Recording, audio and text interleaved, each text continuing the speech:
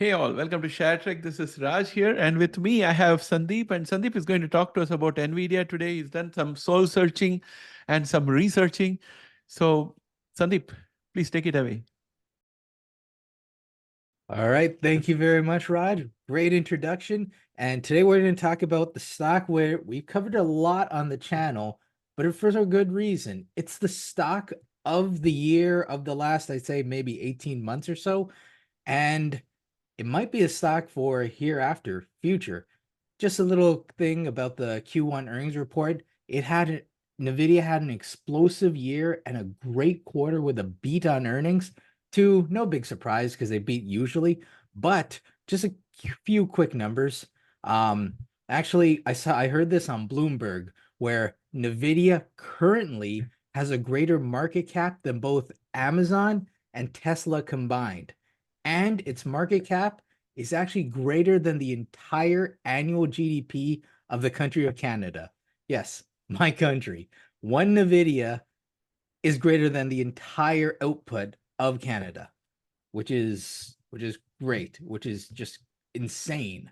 Now, Nvidia, there was a little bit of bearishness when we were talking about Amazon, where Amazon came out and said that they're canceling their Nvidia order. However, I took a look at an article on Reuters where an Amazon rep clarified that they're not canceling. Instead, they're cutting back on the current chip, which is the Grace Hopper chip. Instead, they're saving to buy the Blackwell upcoming microarchitecture chip. So just a little thing. Right now, the big chip, the big AI chip is the Grace Hopper chip. And it's mainly used for high performance computing and AI, mainly in data centers, which AWS has a lot of. And Grace Hopper has a very high memory capacity. Though NVIDIA, around the end of the year, Q4 2024, they're going to be bringing out this Blackwell chip, which is the successor to the Grace Hopper. And it is better than Grace Hopper in almost every way because it's meant for AI and deep learning and also meant for gaming, which Amazon, they own Twitch. They do a little bit of gaming. So it seems like the perfect fit. And here's a great part. Grace Hopper, if you wanted to buy one of these out in the market right now, cost about 41,500 USD. The Blackwell chip, which is stronger and has a whole slew of pre-orders, is costing somewhere between 30 to 35,000. So great bang for your buck for these enterprise companies with this Blackwell chip. And in this earnings call, Nvidia also teased that they're working on a successor to the Blackwell chip, which is great to see that eventually there's going to be a bigger chip which they can sell and they can create even bigger margin on. So talking about earnings, talking about revenue. In this recent earnings, Nvidia's revenue year over year was up an amazing 360%, 3.6x, which is insane. Meanwhile, their costs were only up 220%. And if you do a little bit of math, that means their gross profit was up 400% year over year.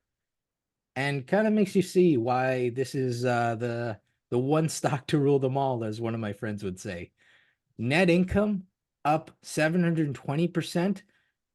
This company, Nvidia, had an absolute eruption of cash and money that is being generated through its operations. Talking more so about operations, see, I think that one of the big advantages that Nvidia has is they are a designer and they outsource the lower margin aspects, which is the manufacturing, to companies that specialize in it. Nvidia uses TSMC right now. However, maybe in the future they might integrate some companies like Intel. We don't know. But right now, TSMC takes care of some of the lower margin aspects of putting these chips together, whereas Nvidia designs them. Nvidia, being a designer, has greater margins than companies that would just manufacture. So Here's an example. Nvidia in this quarter, they had $15.7 billion of free cash flow in this quarter, these 3 months alone. And just so you have a grasp of that, it's a little hard to just think of these numbers being thrown around.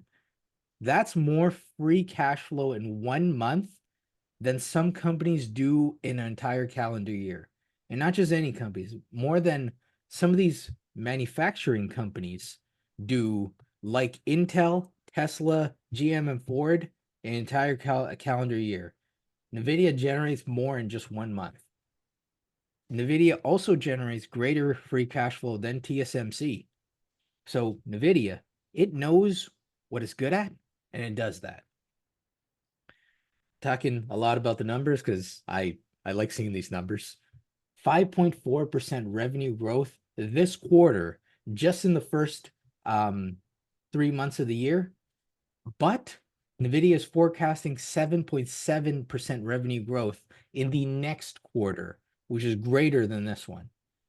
And usually Q4 is one of the quarters that is the best of companies during the year. To have revenue growth in the first quarter, and Elon Musk once said that Q1 is often their weakest quarter, to have revenue growth, that's big. That shows a heck of a lot of growth. And to scale how much money this company is actually making, mentioned earlier about costs, and I'm just going to go through some of the numbers and show them right here. So over here in the cash flows, we can see that the research and development, although the company has up 360% in revenue, the research and development costs only went up 45% year over year. And considering that 360% revenue growth, their sales and general and administrative only up about 16%. And their operating expenses, OpEx, which we can find over here in, where we go? Over here in operating activities, their operating expenses only up about 39.40% in the same period. So their costs are going up, but considering the ballooning of their revenue, that is amazing. That shows a heck of a lot of efficiency. Nvidia, moreover, announced a 10-to-1 stock split. And Raj and I, we could talk about if stock splits are still important and what they still mean. But I think that this is a great thing because the valuation doesn't change. It's just the makeup, the slices of the pizza change. They also increased their dividend. Nvidia announced that their current dividend, which is about 4 cents per share, is being upped to 10 cents per share. And if you think of a $1,000 stock later splitting to a $100 stock, that means that their 10 cents per share dividend will be a 1 cent per share dividend, which makes their dividend yield about 1%, which is really good for a growth company, especially for a semiconductor company. Semiconductors don't really pay a lot of dividends. I could think of just two, Broadcom and Nvidia. So 1% dividend, most people will take it. To keep running, we went from the Grace Hopper chip to the Blackwell chip. And the Blackwell chip, according to CEO Jensen Huang, is set to release in Q4 2024, this quarter. And Jensen Huang also said that Nvidia can and will recognize some of that Blackwell income this year. Some of that might be priced in the into the market, but it shows that their revenue is coming in and revenue recognition can happen, which will make the stock look even more so like a revenue machine. Nvidia does expect to have new chips every single year from their earnings call, which is what I gather. But my question is, where does the growth story change? If they have new chips every single year, are we going to have a situation where we still continue getting new buyers every year, or is this going to be kind of like a new cell phone, where eventually the new cell phone, my new Pixel, your new iPhone, getting it every year, you might not have the need to get that. But I think we're going to talk about that a little later. Cash flow still very nice. In our prior video, we mentioned that Nvidia, they talked about a whole slew of their initiatives like BioNemo, their AI drug manufacturing, AI drug finding software. This quarter, I didn't hear anything about BioNemo, but this is just covering 3 months. It makes sense that they would just stick to what happened this year, this 3 months, and think about the other stuff later. However, they did talk about automotive revenue, and NVIDIA's automotive AI software is called Thor. Jensen Huang and NVIDIA executives did say that the Chinese companies like BYD are set to use Thor, and that the Chinese market is incredibly competitive. And lots of companies want that NVIDIA technology.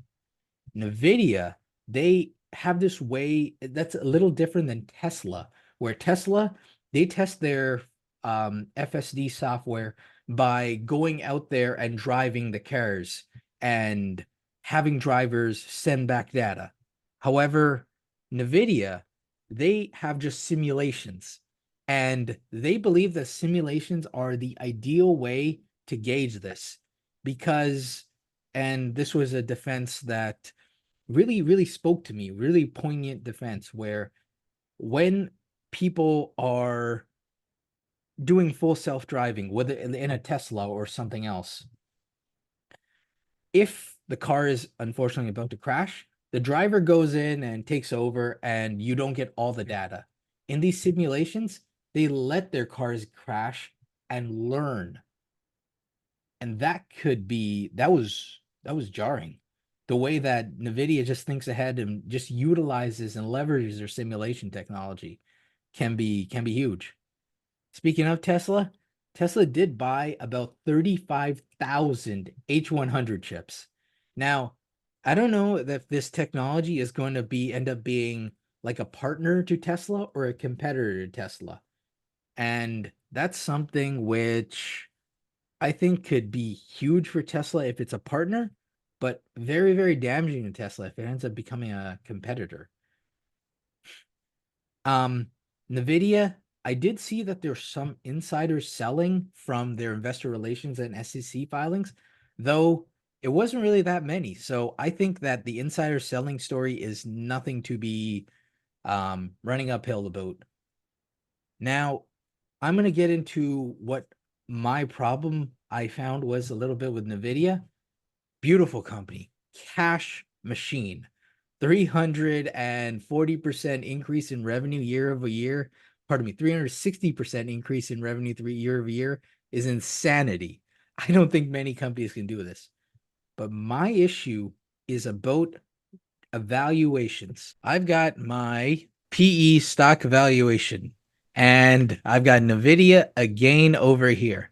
I just took like an average stock price of about 1,000. I know it's a little bit higher than that right now. And the diluted EPS, where if Nvidia were to take all of their shares outstanding and put it out there, was about 24 EPS by the end of 2024, which gives you a nice PE ratio of 41, which isn't that high in my opinion, because this is a massive growth company, and growth companies like to be valued on the PEG ratio. Now, the expected growth, according to Wall Street estimates, Wall Street forecasts expected growth, I wrote down right over here, of 25%, which gives you a great PE of 1.67. The S&P 500 trades at about a PEG ratio of about 1.7, so this is kind of in line with that. Okay, deal. All right, at $1,000 a share. However, what I found out, Wall Street expects that their forward EPS for the following year, 2025 going into 2026, is going to be 10% and then 9%. And this is still growth. It's not negative growth. But if we were to use that 10% estimated growth ratio with the current $1,000 stock price, that $1,000 will probably change in the future. It could likely go up or lower.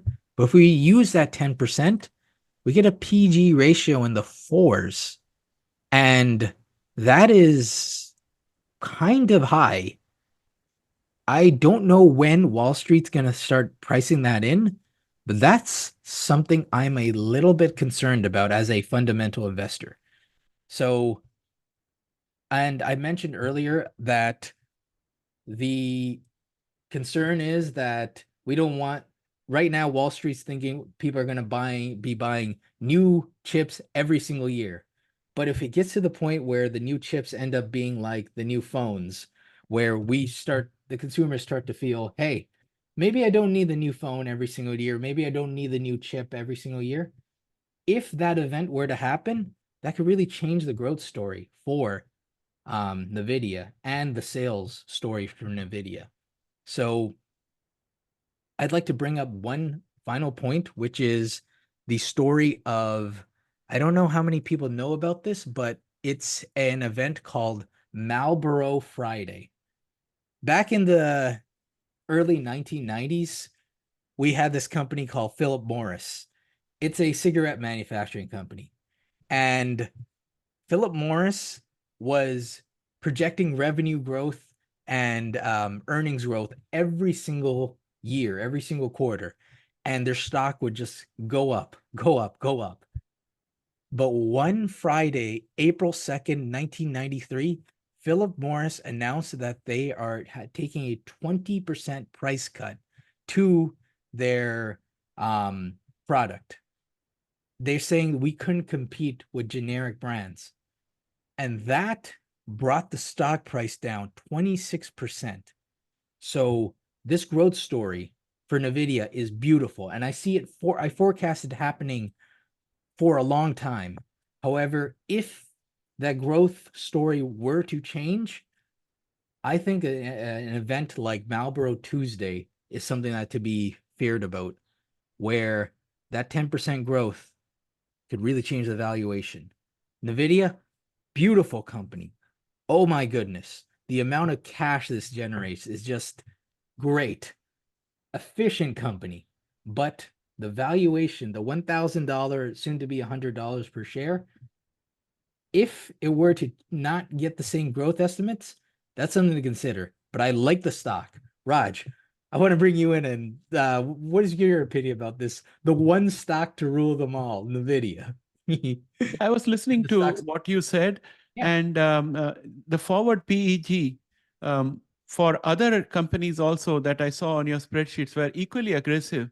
Yes. When you look at the spreadsheet. Uh-huh. So I would reserve my thoughts on that because nobody knows what's going to happen in the future. But right now, it looks like there's a powerful future ahead for NVIDIA, especially as people ramp up their AI infrastructure and put the basis in place. And after that, it's going to be a story of upgrade cycles where what is the extra features they are bringing in, what is the extra productivity they are bringing in. So, but that said, I want to focus more on the stock split side because, as you know, Sandeep, Yes. I do invest in India. And in India, we have a very, very vibrant stock market. Now it's growing in valuation. It's the fifth largest now in the world. Wow. So there is something special about Indian stock market. Traditionally, the companies out there issue something called as bonus shares. So the bonus shares could be 1:1 or 5:1 or any such ratio based on the business case, which means that if you already had one share, if they declare a 1:1 ratio, then you get an extra share. So the face value remains the same, but you get a free extra share at $0 cost for you. This is called as a bonus share in India. So while we have a lot of stock splits happening in NASDAQ, India has stock splits only for companies which had a bigger face value, so that 1 rupee stocks becomes the more of the norm. So that's the only place where they use the stock split. So they have the concept of bonus and then the concept of stock splits. Even with the bonus shares, I have seen that there is a lot of psychology at play. So that's what I want to just translate into this 10:1 stock split, which is effective from June 7th, which is not too far away. This is a really aggressive target from Nvidia. So that's what I like about Nvidia. It's like action a minute. And Jensen Wong brings his energy when he does any stage show. At the same time, announcements from this company is all rapid fire. It's nothing that you have to wait for 6 months, like the next model X or Y or Z is going to come after 2 years. It's not like that. It's like June 7, 10:1 stock split. So I think the benefit is that there will be a lot of retail investor participation. At 980 or $1,000 a stock, not many retail investors are able to get in. People buy maybe 7 or 8 stocks. Some may buy one stock. But now with the stock split, they can have 100 shares and it will be a reasonable amount of money to invest. Plus, it allows them to play the calls, Yes, covered covered calls calls. and Good options thinking. game. So all this helps to improve the liquidity, bring a sense of stability to the share price, right? So that's another benefit that I see here. And also there is this initial psychology where people think, oh, that share was worth $1,000 and now it is 100. So it's going to go up again. It's going to go up more. So this is a Yes. halo effect that lasts for maybe a month or two. And during that period of time, it can put on a decent amount of premium. Ultimately, the market is going to look at PEG and forward PEG and all those things to Yes. determine the price.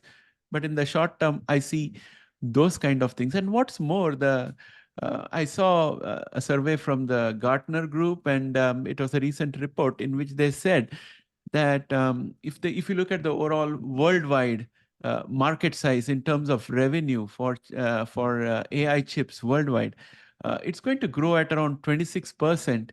And presently, they are saying it is $53.4 billion dollars as of 2023, where we have the full year numbers. And it's expected to grow from 67.1 billion, which is what they expect for 2024, and it'll go all the way up to 119 billion dollar by 2027, which is almost double by 2027. So my point of view is that I would watch Nvidia very carefully. I'm not going to sell it anytime soon. Yeah. I would rather add up a little bit, but um, 1 year down the line, I'm going to be very careful because that's when the infrastructure would already be built, and then it will depend on how much more powerful chips NVIDIA is able to come up with. Remember, when we had the Intel cycle, Intel used to bring more and more powerful chips, and then they started having multi-core chips, and that Right. growth kept on happening. So Wow. if something similar happens with the NVIDIA chips also, so that is one area to look at. And in parallel, what I will be doing is I'll be keeping a close look on AMD and Intel as well, Right. because they are also going to be working hard on their Yeah. technology, and their imagination is going to be aided by the reality that NVIDIA creates with its Yeah. subsequent chips and announcement for future. So their Yeah. engineers will also be working very hard. So there's a chance that the next big thing might come from either AMD or Intel in order to bring them a little bit up. So that possibility is there. And of course, the winner is going to be ARM, because most of these chips are going to use the ARM technology, Oh, good especially when you point. look at what Apple announced, right? Apple is announcing M4, and I think they are going to use ARM technology as well, because that will be low power consumption and high compute. So smaller devices, lightweight devices is possible using that technology. So that's my roundup on everything. And to summarize, yeah, I'm also bullish on Nvidia. Yes. I have it in the portfolio. I'm not letting it out anytime soon. And I'm also playing FNG, which is playing out very well. Yes. So yeah, Monday I'll watch very closely to see what's happening.